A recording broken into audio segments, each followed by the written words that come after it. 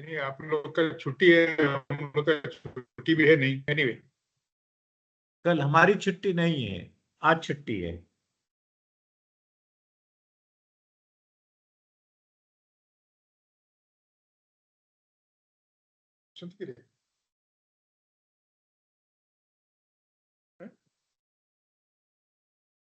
খবর দিচ্ছি, খবর দিয়েছি।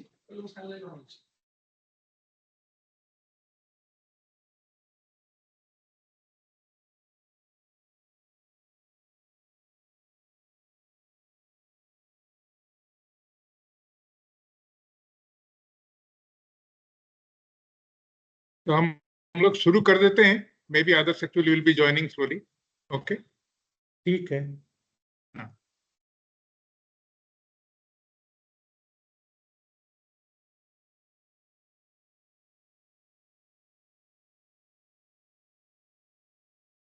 Very good evening Good evening to all. to all of you who are joining this 58th distinguished lecture. It is very, very important for two reasons. First of all, for the first time, Institute of Chemical Technology, IOC Bhubaneswar campus has joined hand with us to organize this distinguished lecture series.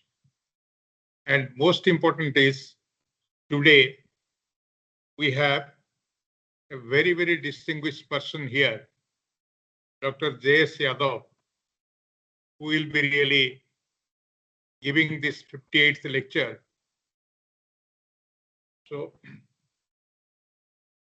far as actually Dr. Yadav is concerned, I had the opportunity of actually knowing him also when I was associated with Kadila. So Dr. Dhilu Singh Yadav is the Vice Chancellor, Director and Trustee of Indrasil University, and he was former CSIR Bhatnagar and J.C. Bose Fellow and Director, Indian Institute of Chemical Technology, Hyderabad. Carried out extensive basic and applied research, investigation in organic chemistry for the synthesis of over 190 complex natural products of biological relevance. Dr. Yadav specialization in the state-of-the-art asymmetric synthesis to create new sterile centers. He extensively utilized them very effectively in the synthesis of drugs and agrochemicals having self-defensive properties against rice blast, disease, hypersensitive metabolism, anti-cancer, antibiotics, and antifungal agents in a highly innovative manner. He excelled in creating and generating diverse chemical entities relevant to both agro and drug industry. Dr. Yadav's insightful insight made him foresee the versatility of insect sex and pheromones in Indian agro-system. He pioneered the alternative, eco-friendly, and environmentally safe pest control technologies in India through the application of insect pheromones as major tools in integrated pest management for better and cleaner agro products. The phenomenon application technologies include control of pest and cotton, rice, groundnut, and other vegetables. These technology development efforts are highly commendable. Dr. Yadav successfully developed cost-effective technology for drugs, which have been well received by the several Indian industries like Diltijem, Ketotifen, Mefloquine of Cadla Pharma, Golden Step of Cipla by companies like Speak Pharma, Texofin, also of Cipla, Micropostal, and Carbopost of Ebra Laboratories, etc. He is a very, very respected person in both, drug industry as well as actually the agrochemical industry. Dr. Yadav is an architect of distinction of building potential research groups with state-of-the-art facilities. He is an outstanding organic chemist of India.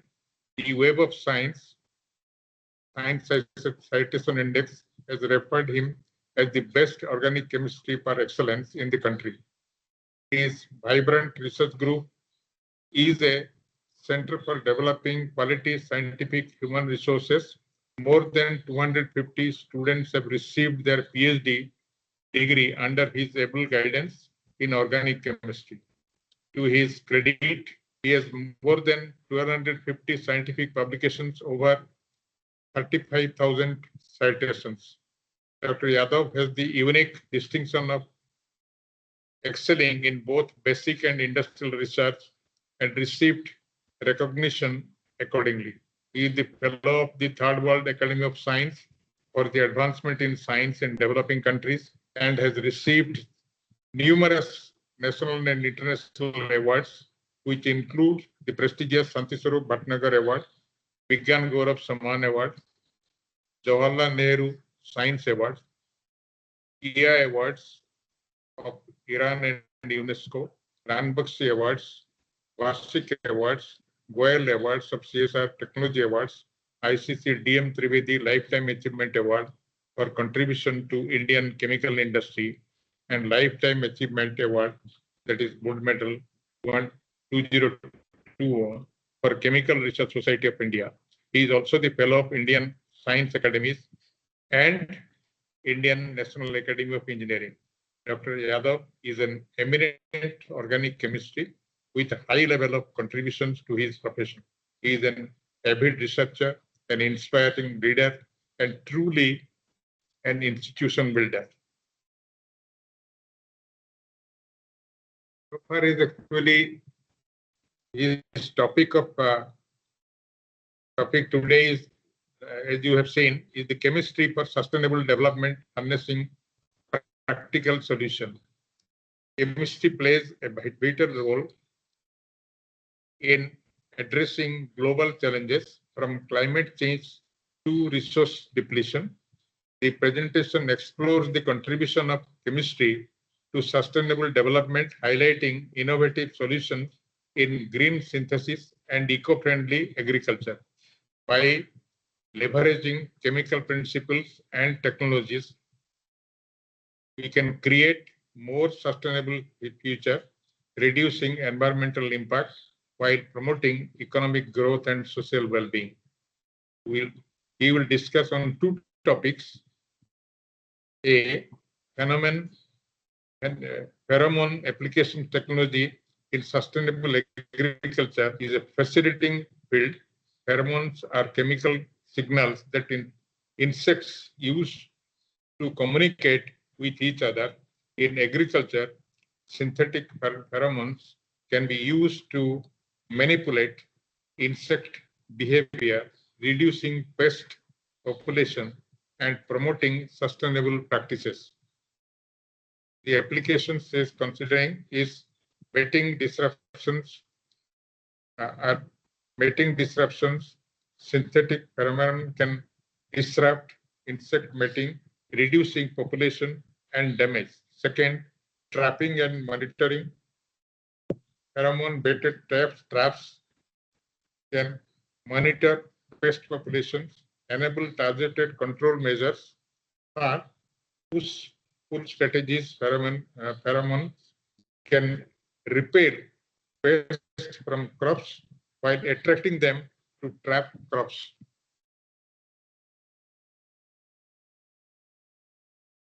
The benefits one can have is reduced chemical use, where pheromones offer targeted environment-friendly alternative to broad-spectrum pesticides, increased crop yields, effective pest management lead to healthier crops and improved yield. Third, sustainable agriculture, pheromones technology supports integrated pest management practices, promoting ecosystem balance. New pheromones development research focus on identifying and synthesizing pheromones for various pest species and integrating pheromone technology with precision agriculture tools for more targeted application. The second one is enzymatic degamming of rice bran oil. It is a process that uses enzymes to remove impurities, specifically phospholipids from oil. This method offers several benefits like improved oil quality and stability, a reduced processing cost, environmental friendly alternative to chemical refining, and potential for increased yields. Enzymes like phospholipids A1 and or A2 are commonly used for degumming. They break down phospholipids, making it easier to separate them. So before actually we request Professor Yadav to give a lecture, our Honorable Vice Chancellor is present here. So he will say a few words about this university, which is actually hosting this webinars. Professor P.K. Nanda, please. Thank you, sir. Thank you very much. Good afternoon, Honorable Chairman of the Advisory Board, Professor Dharmadhar Acharya, and distinguished guests, and particularly today's guest, Professor J.S.Yadav. Welcome to this kind of the seminar series webinar, and all the directors of IMMT and IIT Bhubaneswar, Niger, and IEEE Bhubaneswar section, all the heads, distinguished members, fellows, and participants. So it's quite gratifying to know that Professor J.S.Yadav is a very distinguished personality in his field. Will deliver a lecture in our webinar series. And as regards to the university, we are also proud to be part of this series. And as far as university is concerned, we started in 1996, became university 2007. Now we have 12 institutes, 2 medical colleges, engineering institute, and offering degree in 10 different disciplines.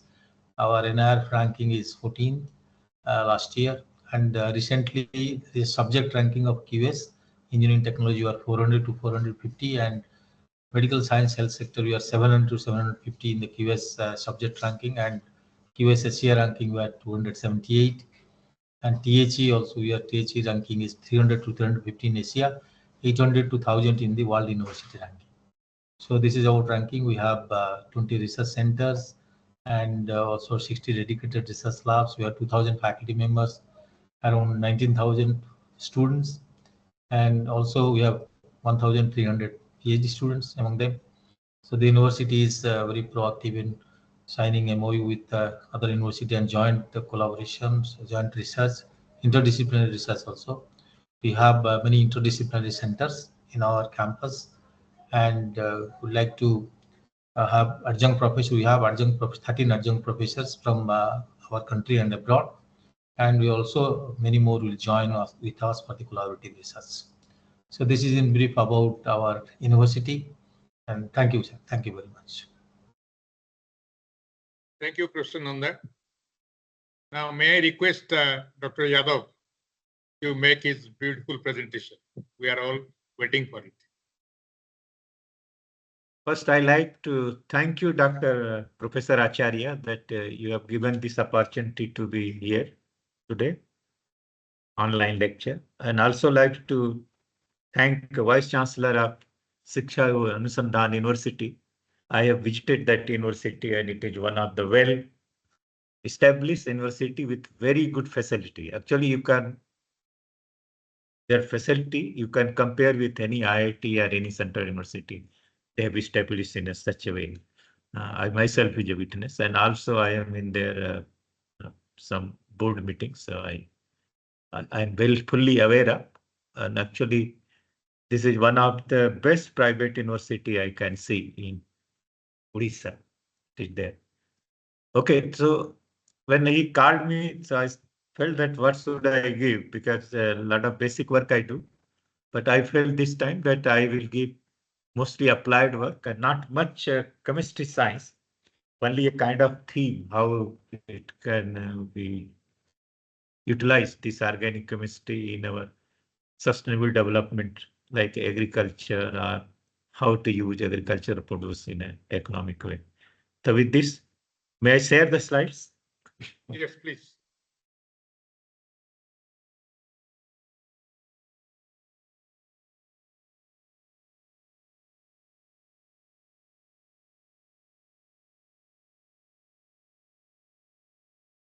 Are you able to hear me? Yes, yes, very clear. Okay, thank you. Because your voice was actually breaking, so that was very much worried. Okay, so okay, we'll start. That this is, I'm sure, a very very good textbook. This is the definition is given. Sustainable development is a development that meets the need of the present without compromising the ability of future generation to meet their own needs. And it has economic, environment, and social impact. And it actually is one of the very burning problem of the world, that the sustainable development.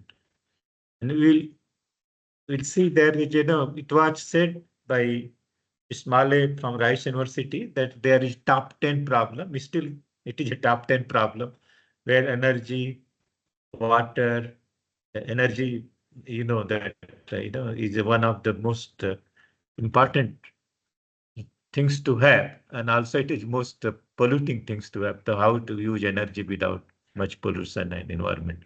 Water, food, environment, poverty, terrorism, war, disease, education, democracy, and population. You can see many of them will find application by chemistry.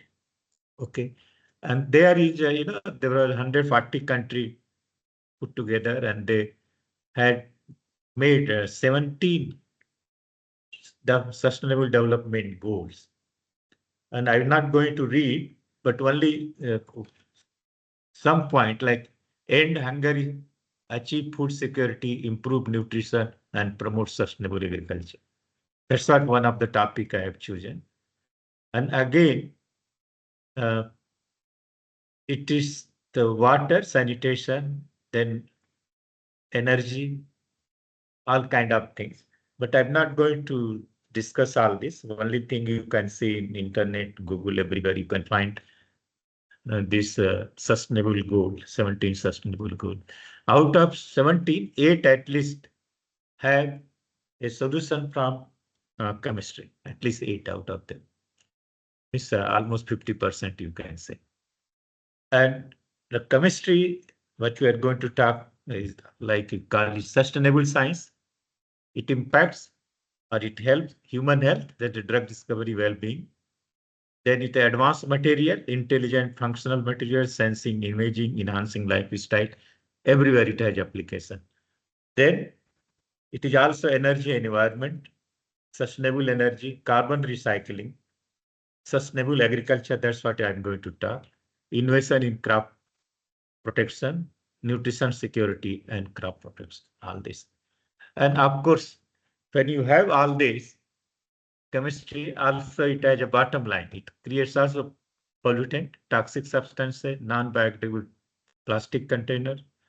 These result has harmed the environment, and we need a solution from uh, chemistry too.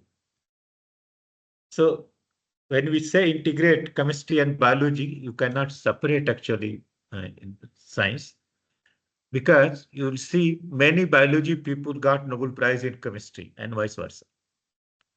So it has merged these both. Like chemistry, we say progression of the atom to molecule to a larger molecular assembly. Same with biology, progression of whole organism to cell and molecular structure. So they are very important. Chemistry is very important for the life science use also. And when we talk molecules to material and devices, chemistry plays major role again. Molecular design engineering, architecture through assembly economy, through scalability. And then you have energy when you talk solar cell, battery, fuel cell, LED, all these right application in everyday life. Environmental sensor, absorbent, health biosensor, everything, water, filter, purifier, whatnot, everywhere the chemistry is there, okay? And when we come to organic chemistry, this is central to all the chemistry, but it has medicine, it has energy, and natural product chemistry, asymmetric catalysis, chemical biology, environment, everywhere. It is just okay. Then enzyme also becomes part of the organic chemistry. And it has over a time, it has helped a lot. Take malaria treatment, asthma, cancer, Alzheimer, AIDS, diabetes, everywhere that organic chemistry has provided the solution. Okay. And if you take 1900 till today, chemistry has been providing a lot of solution. Our life expectancy 1900 was only 45. So I'm talking US. In India, it was still less. But today, it is for our Indian women, it is 70 years, and for men, it is 72 years life expectancy. It has increased because of discovery of many things, drugs, vaccines, and where again, organic chemistry has played a very major role. I'm not going in detail, but it has played a major role.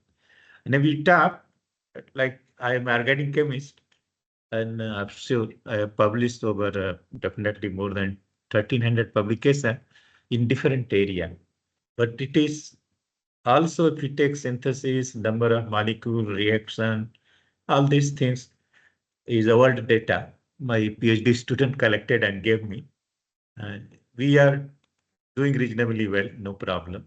And it is a contribution of almost 250 students who has done PhD.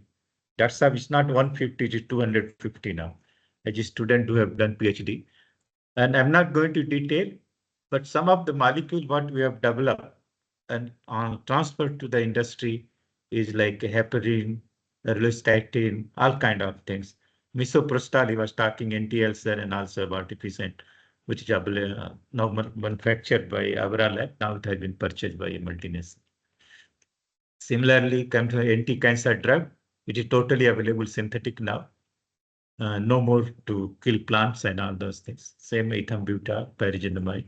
I will not go in detail, but only thing that these are kind of molecules we have developed very cost-effective, environmental friendly, and transport technology. One or two example I'll give you, like a nebulal, I can tell you. It is a very cardioselective vasodilator, beta-1 receptor blocker, used in treatment of hypertension. Okay, it is very important, coming up very in India and abroad very much. And that when it was done synthesis, it was okay. Overall only 7.7 to 8% yield, especially this disease state, where 8 pass isomers are possible and only 1 is required. So when you take our average, it was only 7 to 8%. And while we are working on the process development, which we have transferred into this, we cover the yield from 7% to 35%, 35 to 40%. The earlier cost was coming 2 lakhs rupees a kilo. Now it became almost 70,000 rupees kilo. Then what was unwanted isomer, we converted this and recycled it. And now the cost is around 40,000 rupees a kilo, where it was 2 lakhs, now 40,000. Another example I will tell you. This is again an allergy drug, and it is sold around 6,500 rupees. One of the intermediate. This is the intermediate sold for 6,500, but we want to bring it cheap. This is the way it was made. Just I'll tell you, this material cost around 1100 rupees kilo. This is 1200 rupees kilo. Then you make it all this come through. Then there is one reagent coupling called DM. This is called 1800 rupees. That's why the ultimately cost of this intermediate becomes 6500 rupees a kilo. The way we processed it, this is 500 rupees a kilo. This is 200 rupees a kilo. Then we did, this comes around 900 rupees a kilo, this product. From this, we made this molecule and transferring now the optimization, which is now will come close to 3000 rupees a kilo. And this requirement is around 25 ton per annum. Okay. So that's how this is a kind of when you shorten the route, also automatically shorten the pollutant, also environmental impact and all those things. So this is broad. Another things, when long time back where in 80s, they were making pyrogenamide. It's a anti-tubercular drug. Starting from, Gerine, you just cleave it to diacid, decarboxylation, and make it amide. So this was around 20% were used to use camonopore as oxidizing agent, highly polluted. Then we developed a process while I was working from 1-propanediol-ethylene-diamine. Under vapor phase synthesis, you get methyl pyrazine. And oxidation gives cyanopyrazine. And under enzymatic hydrolysis or ammonia, you get pyrogenamide. So you see how many. It is 1 step, 2 step, and 3 step. In 3 step, you get pyrogenamide, no byproduct. Okay, this byproduct in this process is only water. It is done all. And it was actually, this is a plant which was 500 ton per annum plant. It is being produced in India by Speak, Dupin, and all those people. It is one of the best eco-friendly green processes. And similarly, as we progress, our progress in all this area needs down also in progress pollution. So how to produce all these things without much environmental load? And I'm not going to give it detail. It only says that a lot of pollution comes from the chemical industry. A lot of carbon dioxide is being introduced in the air. That's why global warming, atmosphere is shifting, and all those kind of things is happening. Climate is shifting. Sorry, atmosphere. Climate is shifting, and same way true in even in Indian. So many petrochemical complexes are coming up. As a result, a lot of carbon dioxide is also released in the air. In form of energy, if you generate electricity, also it is coming, carbon dioxide is generated because ours is mostly coal-based coal-based energy generation, means electricity. So all these things are there. So it definitely enhance global warming, depletion of the resource, not only fuels, everything. There is a food shortage of potable water, population growth, aging, a lot of aging populations are there. And of course, Western pollution. So I'll give you a couple of examples how our research can help this. Let's talk about the agrochemical. Agriculture in India is one of the oldest practice being done. And it adds a lot of things into our economy. Agriculture and forestry and fishing account for almost 16% of our GDP, implies 60% of Indian population, account for 8.5% Indian export, and 43% of Indian geographical area is used for agriculture activity. But it has also a problem. Agriculture has been practiced in India for thousands of years. Continued use of land without well-matched technological institutional reform lead to a slowdown in the pace of agriculture development. In spite of development in irrigation, most of the farmers still depend upon monsoon and natural fertility soil. Our population grew at fast rate than the agriculture production. So that's why food shortage. There has been a lot of injustice done with the farmers with the current price of their production. Famine, droughts, and other disasters ruined the entire crop crop produce and putting farmers in a real dilemma. So for the protection of a crop is very important because a lot of nutrition goes and you produce crop and ultimately you lose in a different way by insect, by so many things by.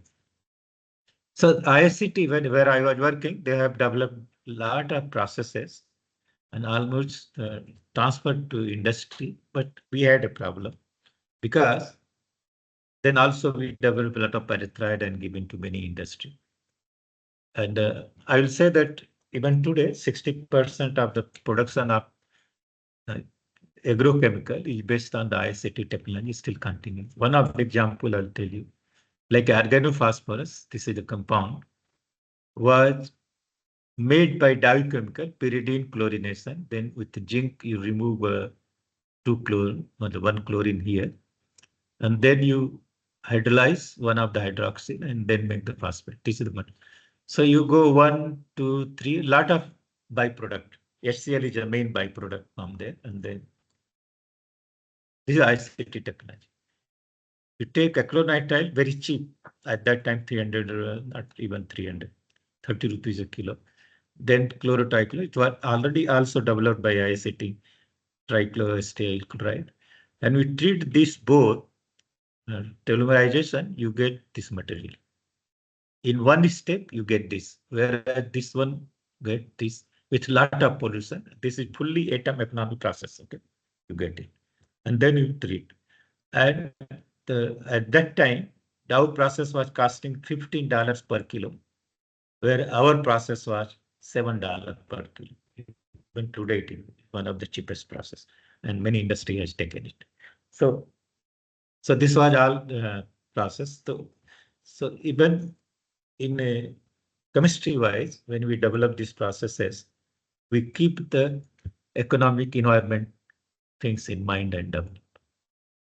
Let me come out to the when we said sustainable agriculture, what I introduced the things. See, in agriculture, crop protection is a crop increasing, and crop protection, I will talk mostly crop protection, is done by chemical, by molecules. Like India and world, we can say organochlorine, now world is almost banned, but India is still using. Organophosphorus again, worldwide banned, India is still using. Carbamide, again, same. Synthetic pyrethroid, we are not bad like India and world altogether. Biopesticide, we are far behind, like 1 to 12 ratios. And again, unbalanced. Most of the pesticide goes for cotton. Very little goes for rice, horticulture, and plantation. That's a scenario. Again, even pesticide residue find in our crop is very high compared to USA. So this is all kind of the many of our export comes back. Even the horticulture mangoes or other groundnut and all those things comes back. Same is true for herbicide. India is normally herbicide labor intensive. That's why in India it's only 12%, whereas in US it is quite high because their labor is very expensive. And again, in spite of all this, in India, the consumption of pesticide is very little compared to Japan. India and Japan per hectare. And there are many has been, USA almost more than 600 in India only 144 has been registered. Even lot of them has been banned. This number may be even less. And another things it's not only that once you insecticide produce, at the source also you have plenty of byproduct waste. Like product insecticide is almost this many tons are produced, and waste if you take per kilo 20, this much waste, this much tons of waste are generated every year in India. So what we are thinking, whether you can see, and also this pest are developing resistance. So whether you can look for alternatives. That's why one of the research I started almost 40 years back, but it is now in application everywhere.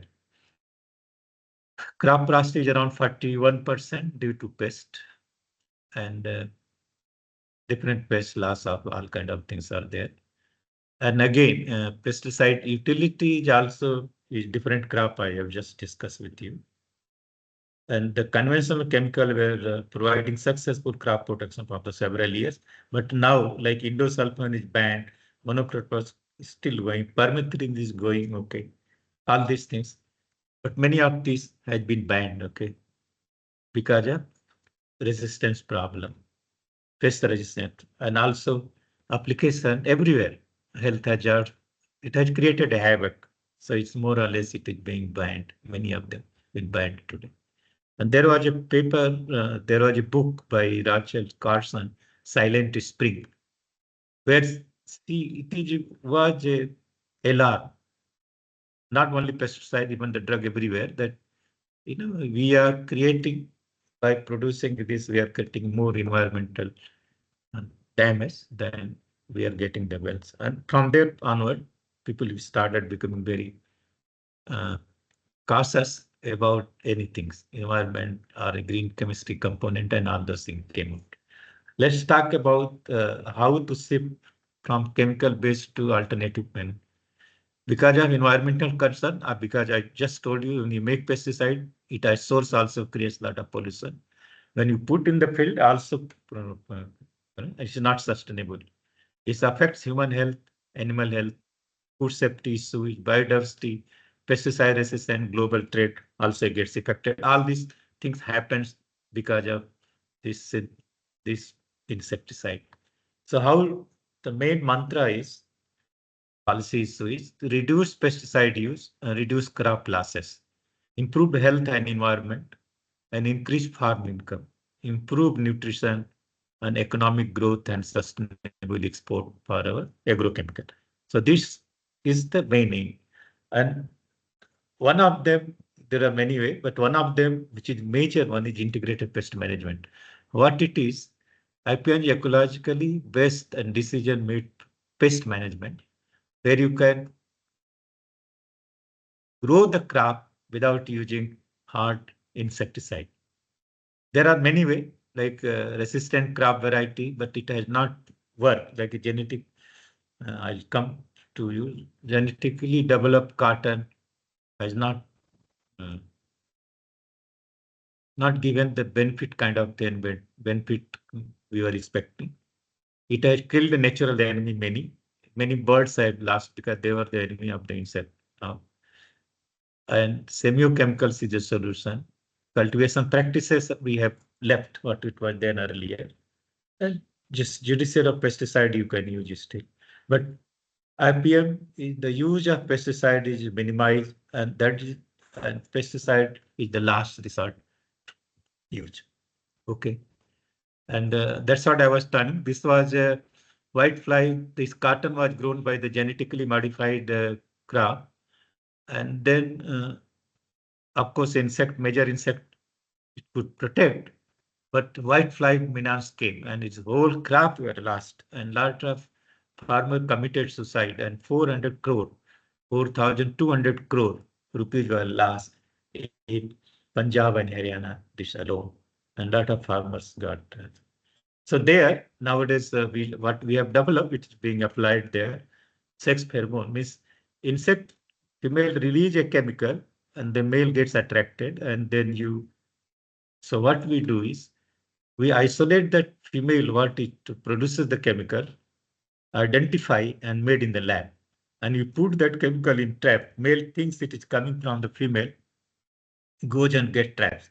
And once male is trapped, there is no more population growth, and that's how we control. And there is a, for all insect, God has made that we should survive together. We don't want to kill all insect by using pesticide, and with that you also kill the useful insect.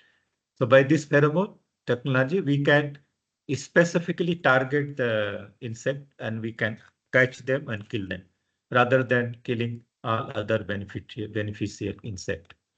So that's why it is very specific.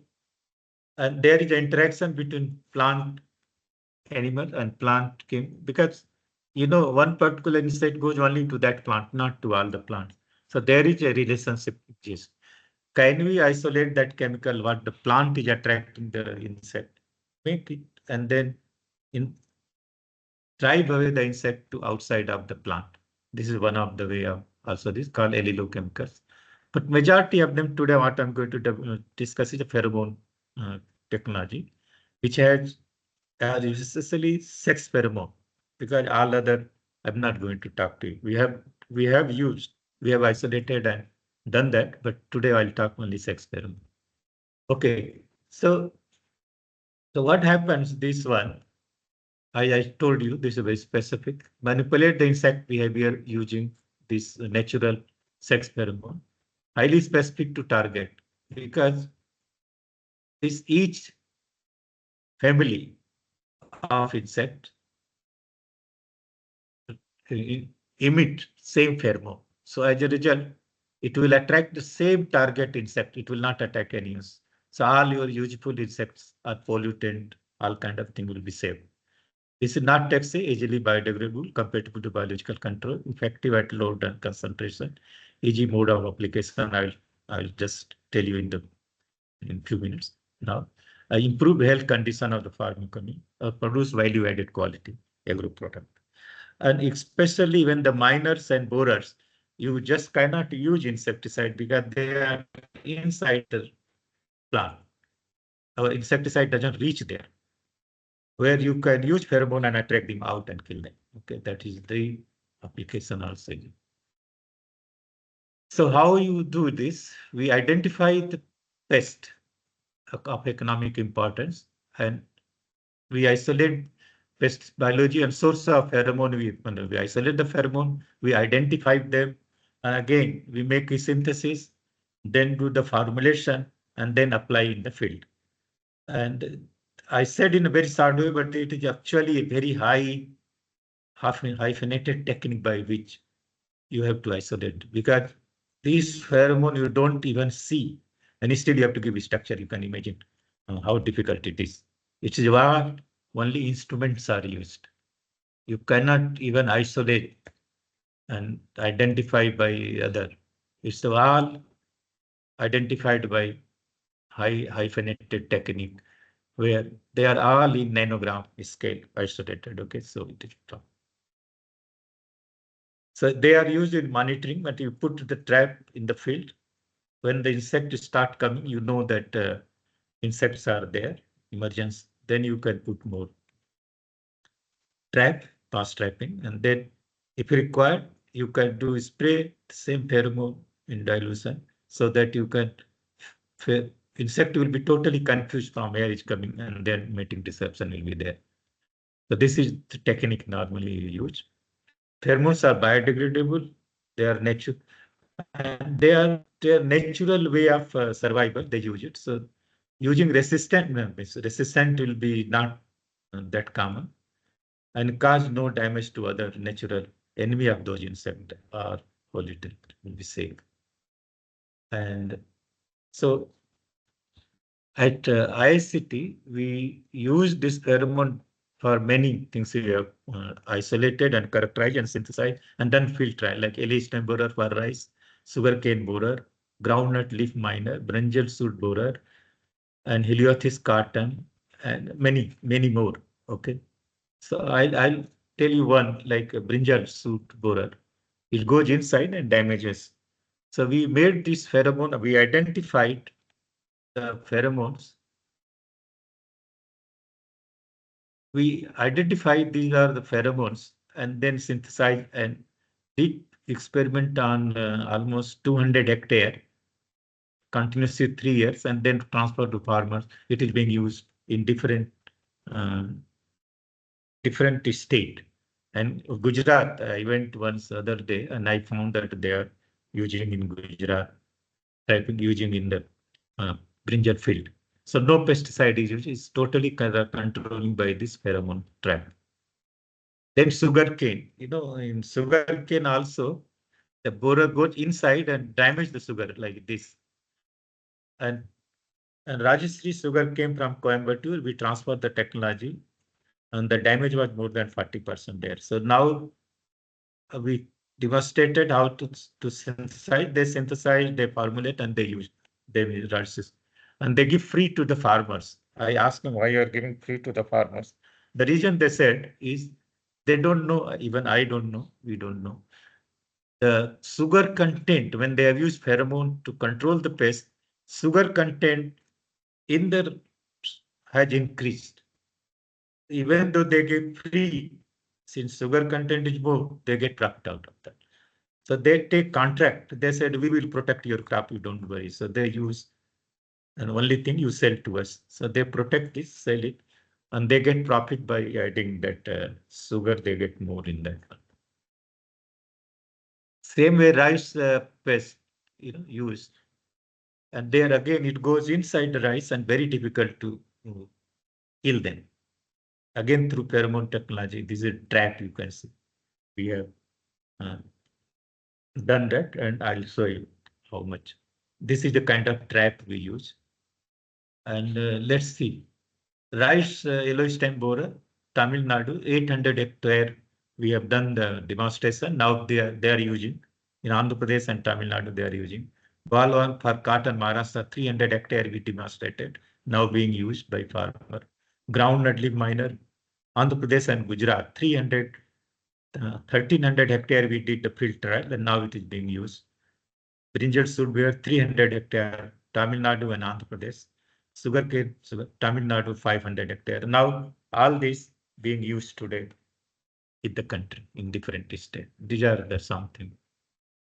Groundnut leaf miner I just told you, but again, it damages a lot. Once I've gone to field, and farmers are weeping. So once we did develop and gave to them, it was very successful. The groundnut leaf miners here. It's not only when they use pheromone as a control agent, the crop yield increases, okay, and then they get additional profit on the same field, okay. So they get more profit, they get more yield, all kind of things. And then what we did was we made pheromone and actually supply, and then we train the farmer how to make lures. So they make and they use. So it is made in Andhra Pradesh, Tamil Nadu, and also Kerala. So there they make themselves and use them. So that's how it has been, and it has been one of the most successful, this one. And I only wanted to tell you flavor of this pheromone chemistry. Chemistry I did not discuss much.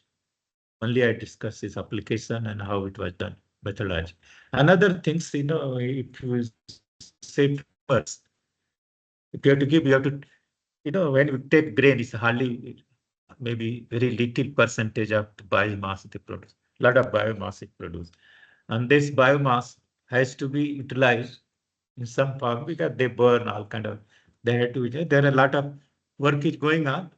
We have not done this, but other people are doing how to convert biomass into energy. It is going on, and different methods are there. Only thing what we are concerned was because rice bran is Andhra Pradesh, Tamil Nadu, these are area, they are high producing rice bran, rice cultivation, they do rice. And in the rice, they have a bran, which normally they throw or they burn, they don't know what to do with that one.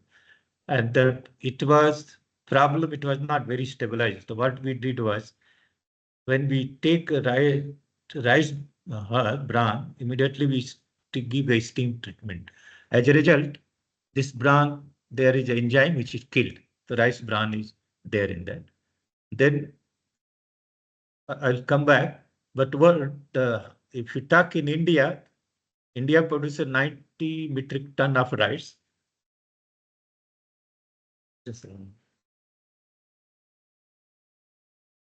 Just hold on.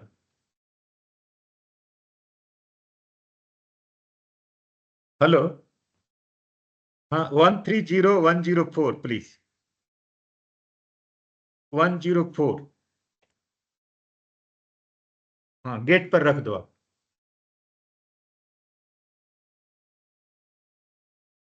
Hello, sorry. So in India, we produce 90 metric ton of bran, 12 or 15 lakh tons of fire potential, and 6 lakh tons of oil actually. So what we did was, it is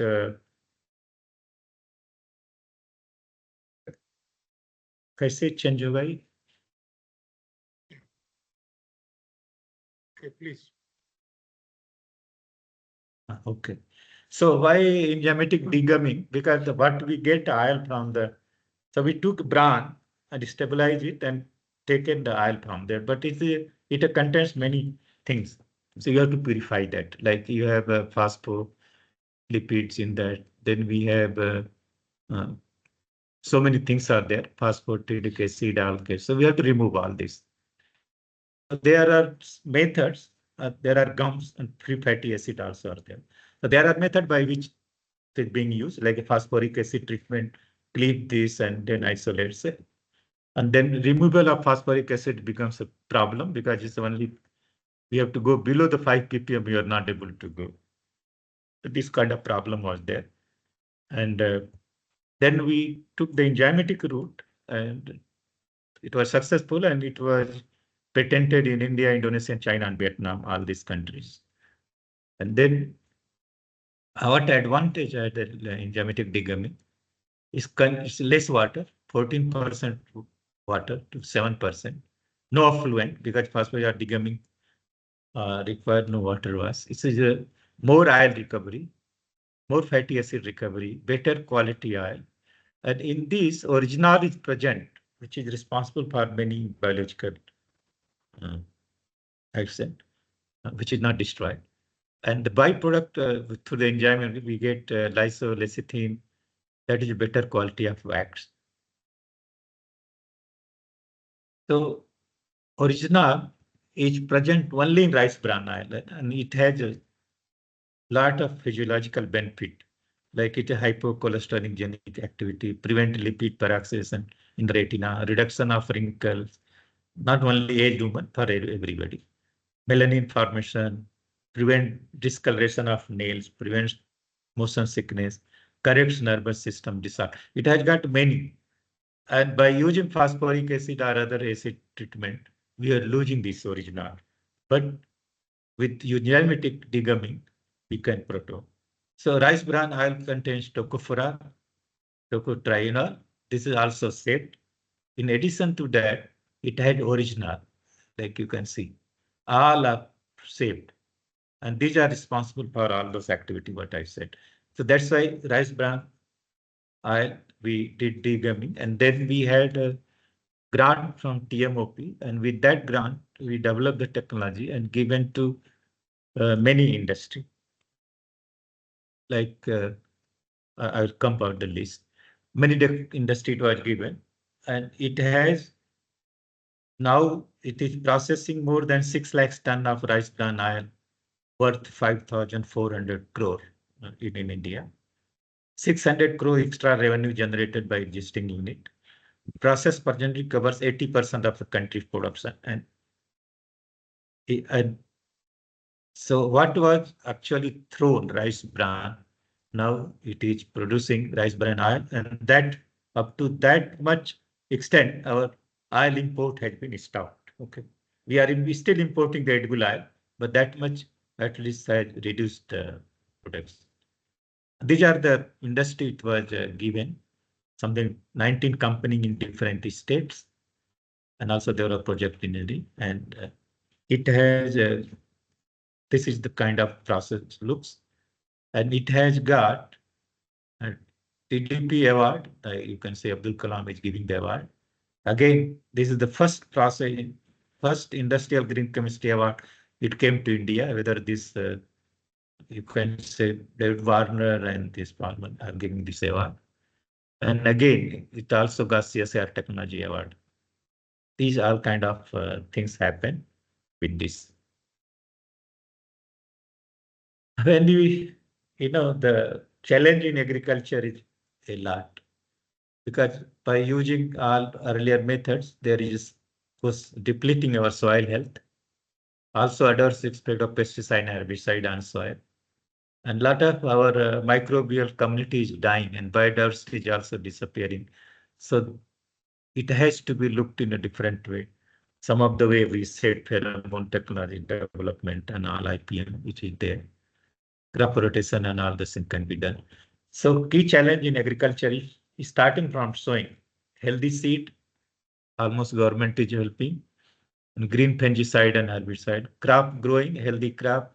Again, you have to have fungicide, insecticide, pesticide, green, where you can use very small amount to control this, not like earlier. So there are very good coming up inside pesticide, which is very in small quantity they work. Again, at soil, once they were using that kind of things, even our soil health was spoiled. Many good agricultural land have become infertile and they lost the organic nutrient. That's why now you can see fortified urea is being sent because they add zinc has gone. So many other metals they are adding and making micronutrient and things. After harvesting, there is also problem in the protection of the crop, the grain. So there also we have developed crop storage, pest management. You can, those pest also you can manage using pheromone that we have developed. That I did not discuss today, but it is there already, it is in the market. And there are challenges. Of course, our government is helping, like sowing, growing, harvesting, storage, marketing, everywhere our government, Pradhan Mantri, Fasal Bima Yojana, then Pradhan Mantri Krishi Sanchay Yojana is there. All kind of things are there. And I'm not going in detail, but they are there being helped to provide. Other things is very important is our, if you want to develop, and there our agrobacterium has to be protected. See that though then don't damage, our soil health is remained. And that's why the solution pheromone is another biological control of the pest is far, far better. Other things, a lot of COT is there. This is a very good work done by Israeli workers, where they have demonstrated that atmospheric carbon dioxide you can convert into sugar. Once you contain it in sugar, then it can go into feedstock, it can go agricultural things, or it can go even energy. You can make bioethanol and all those from those sugar. So this is a kind of research is going on where you can trap CO2. Now we say, before we conclude, there are 4 sustainable principles. That is enhance efficiency, improve processes over a life cycle of a product, emulate nature, only system known to sustainable. Do the nature does it. Exercise precautionary principle, where all society has to work together and see that we maintain the environment and protect our resilience of the overall system. Do not perturb supporting system beyond their ability to recover from the disturbance. All these things are there. And also there are challenges. Challenges can be solved. These 5 challenges. Commit to long-term carbon neutrality. Commit to already government, and they are signing with a different intergovernmental agreement to maintain this. Commit to closed loop system for waste management. Manage the release of persistent organic compound throughout the product's life cycle. Phase out all chemical additives that may pose risk to the environment, like mammal, vertebrate, and all kind of things. Build awareness about sustainable development across all segments of the society. I think this the part everybody has to do.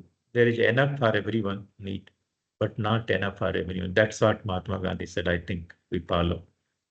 And this is I like Swami Vivekananda course. Wisdom lies not in the amount of knowledge acquired, but in the degree of application.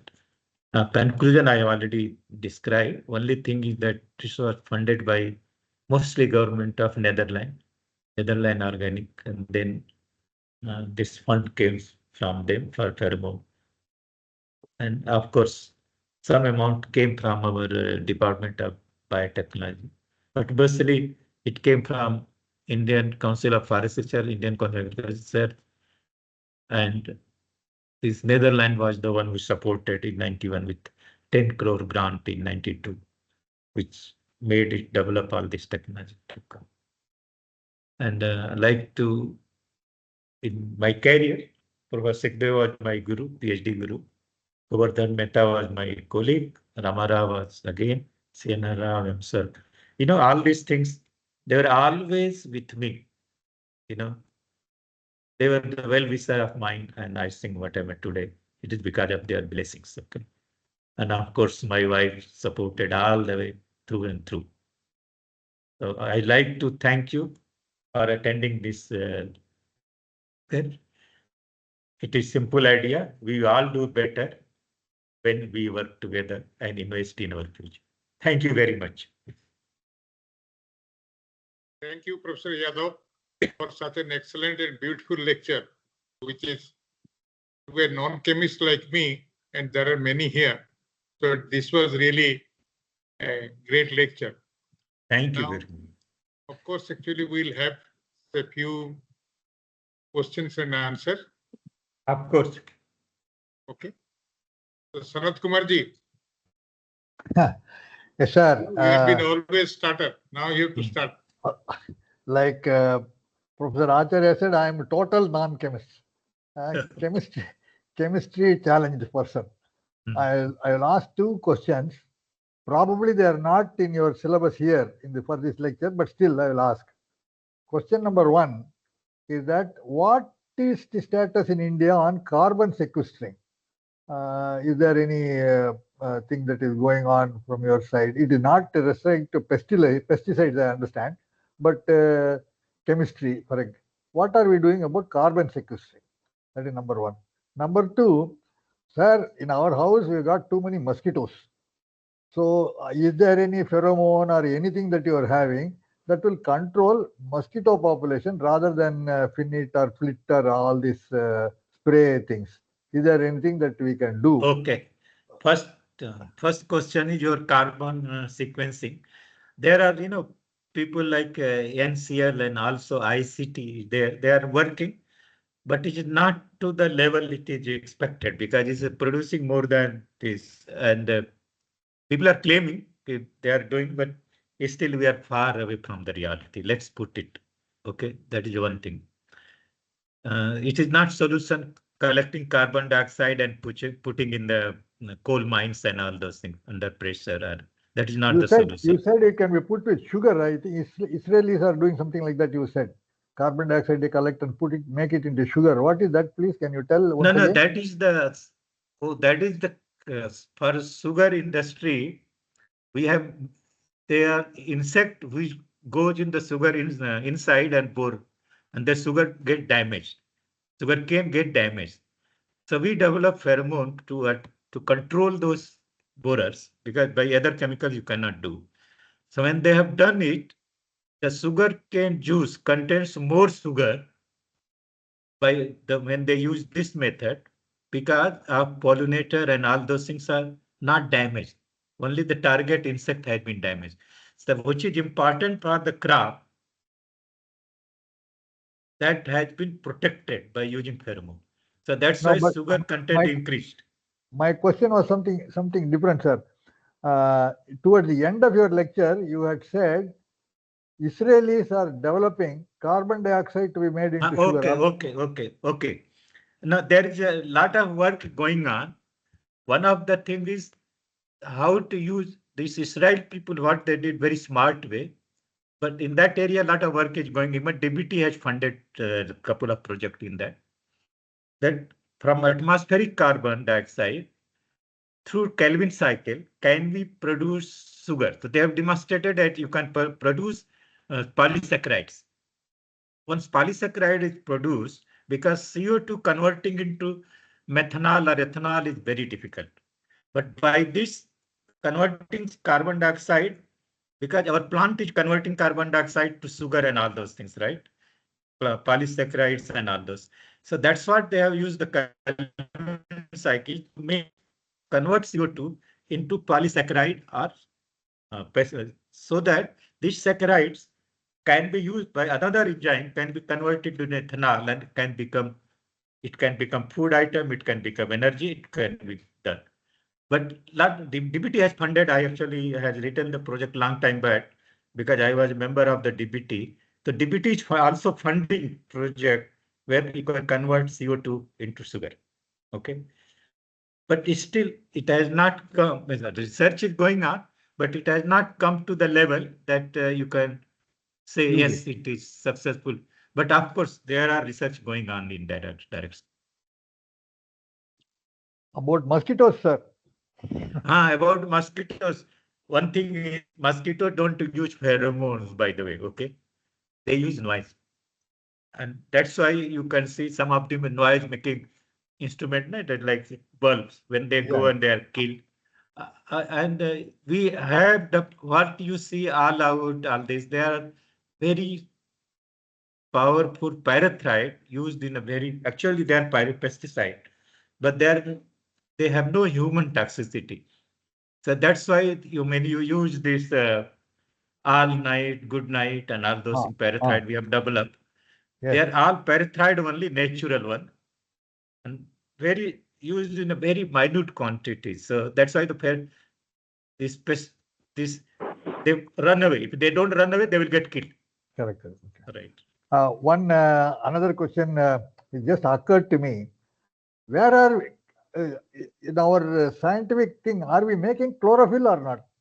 Is it possible to make chlorophyll which plant uses to take carbon dioxide and convert it to oxygen? Can we not have chlorophyll manufactured? Chlorophyll people have made synthetically and also made biological route, but still it is not as efficient as our nature does it. There are papers, okay, but not to the level that it can be commercialized. Okay, sir. Thank you. Thank you. Any other question?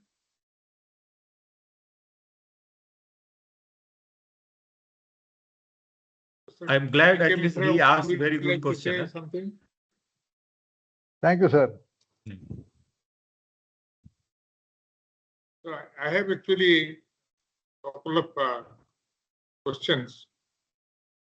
First of all, BARC is actually doing a lot of work on this thing by radiation process, extending the life of crops, and that is definitely a very good work, and which is being extensively used. I think radiation they are doing on the product like grain and fruits and all those things, so that insect doesn't attack. It is not on the crop. Okay.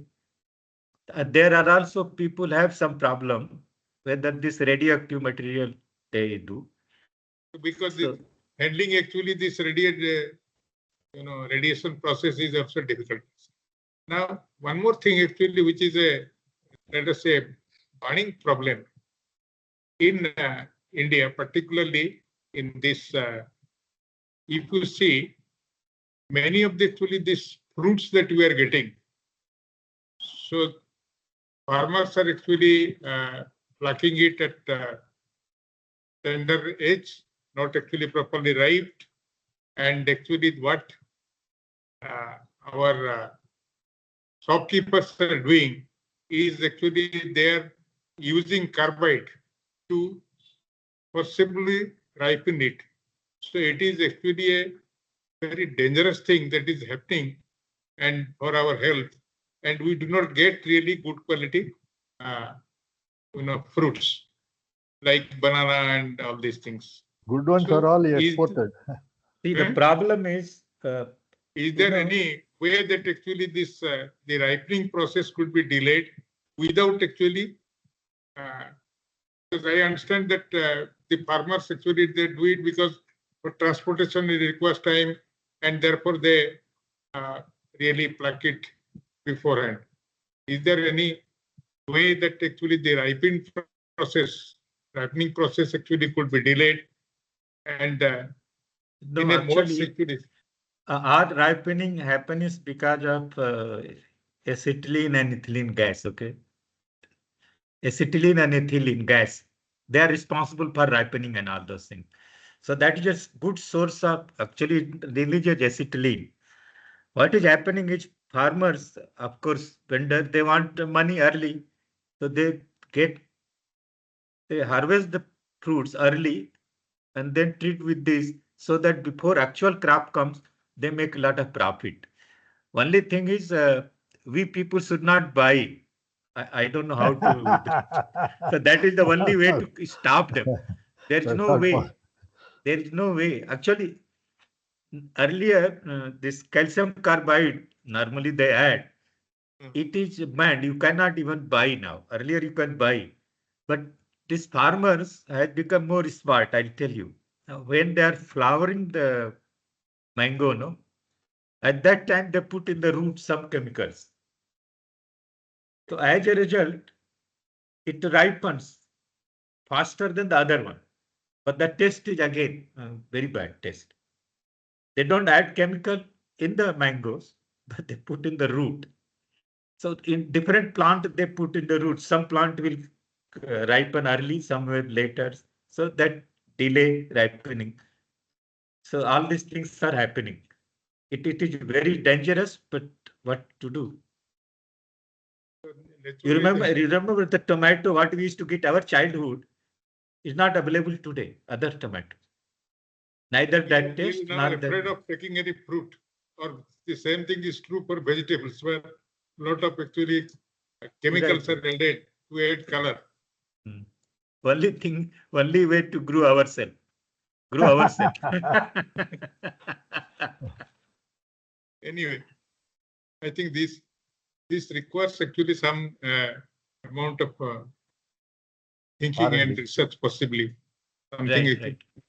which could be done. We have to also think of the interest of the farmers.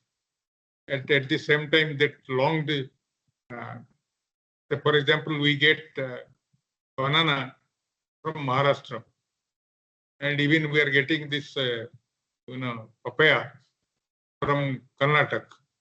So it takes a lot of time for Right. transportation and other things. These problems are also there.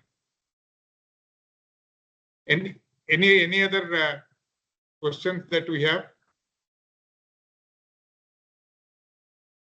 If we keep the fruits, as Dr. Acharya was saying, in a vacuum or prevent oxygen or air from that place, will it increase the ripening time, which is what we want? No, only ripening you can have like cold, like nowadays transportation is available, cold storage transportation. So refrigerated fridges are available now. So only way to transport like that, and then nothing happens. Or nitrogen, for example. Earlier it was not there, but nowadays there are a lot of Cold storage, transport with frozen, refrigerated trucks where you can transport. Australia wanted mangoes from India, and I know somebody who was making mangoes and then he was selling. So he was using this BRC's irradiator and irradiating the mangoes and sending it so that its shelf life is increased. But the Australian said, I don't want anything to do with irradiation. See, they just No, actually, see, radiation, whatever we are doing, we are definitely killing some of those microbes. Yes. We are definitely killing. We are playing with the nature. This is no more good. It's more harmful than this. See, nobody has done the test. I'll tell you, in 92, in agrochemical Ministry of Agriculture, there was a meeting. So I was opposing for this, like when they were saying, genetically modified GM cotton. So I was saying that, GM cotton, you're saying that no insect, what changes happen? He says, there is no problem. One is some amino acid changes happen, sequence. And I said, if amino acid sequence is happening, then you test like a drug we test. It is not harming the people. There's nothing happened. No, kuch nahi hota. And ultimately, many cows died, many these things. And even the people who wore that cotton shirt, they had allergy. Oh. Simple, like insulin and snake venom, there is only one peptide difference. One becomes snake venom, one becomes insulin, life-saving, other becomes a poison. So that's what example I told them. It is not. So at that time they didn't listen. Then pheromone they put aside because no, will not go for pheromone research. And later today they are saying we should go for pheromone, integrated pest management, because that GM crop has failed. Correct. It failed. Actually, if you recall, it was asked DBT that will not fund any project under GM crop. Yes. It has damaged more than it has helped. No, not damaged, but it is one thing is there. They should do like the drug. If we new drug, they go through all toxicological data. So we should also go all toxicological data before releasing to the market. That they have not done. That's why the problem came. All this, even today we are using this tomato is all GM modified. That's why it is ripening, not going. Our original tomato you don't get. There is So some now- company in Karnataka. They sell this old seed. You can grow your own. If you have a field, you can grow your own things and others. In tomato sauce, they're using a lot of pumpkin. Yes. There is a problem. They are very smart people. That means very. There is a problem. There is no doubt. So this genetically modified crop, that debate is over. Genetically modified crop. See, even Cotton though is one part, but government there don't are support many DBT, things, but once the farmer have got that, they are using it. They are developing because the technology is not that difficult. Now government is not able to stop them. My God. So that It has actually gone out of government hand. we are getting all these things, big tomatoes, brinjals and papaya and whatnot. Right.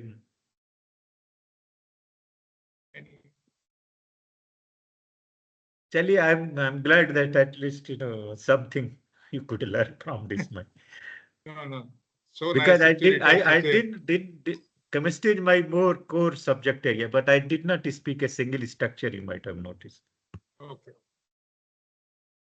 So, sir, actually, it is now it is time to actually propose a vote of thanks. So, we are really very thankful to our distinguished speaker today, Dr. J.S.Yadav, who is really unique in many respects, and for his actually beautiful lectures here.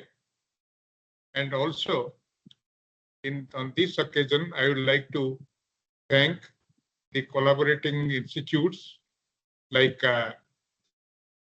IMMT, like actually this INA Bhubaneswar chapter, SOA University, IMMT Bhubaneswar, NISER Bhubaneswar, IIT Bhubaneswar, and this IOC and ICT Bhubaneswar campus, plus the IEEE Bhubaneswar section. All these people are really helping us, and I'm really thankful to them for doing all these things. And one more thing, what is actually interesting, though physically not many people are joining, but many are actually asking actually this lecture that you give it in recorded form. So we have also recorded it. So if Dr. Yadav actually permits, then we can share this thing with Sure. So is it? Can we share, sir? Yes, sir. Please. Okay. So nice. And finally, for this beautiful lecture and interesting discussion, we cannot give anything actually to Dr. Yadav, but definitely from our side, we'll send a small memento. It will come by post to you. And when you come to this this side, Bhubaneswar side, so please think of actually giving a lecture. That will not be online, but that will be offline, and it will be arranged by this university. Incidentally, he is also a member of this university's international advisory board. Right. So we have gained a lot from his, wisdom and his suggestions. Thank you very much, sir. Thanks, all of you. Most probably I may come middle of May sometimes. I'll let you know. I'll meet you. Either Okay. lecture or no lecture, but at least I will meet you. No, definitely. I will definitely like to see. And If please you are- if convey you are- my if you are there- regards to Bhabiji. Sure, sure. Thank you so much. Thank Good you. night. Thank you.